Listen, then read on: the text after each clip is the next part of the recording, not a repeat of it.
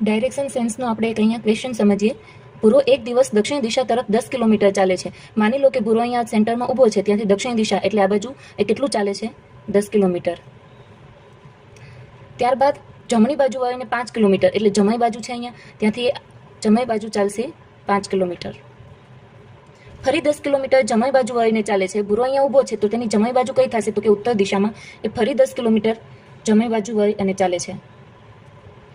અંતે ભૂરો ડાબી બાજુ વળીને ચાલે છે. ભૂરો અહીંયા પહોંચ્યો છે તો તેની ડાબી બાજુ તો આ થશે, તો ડાબી બાજુએ કેટલું ચાલે છે? 10 કિલોમીટર.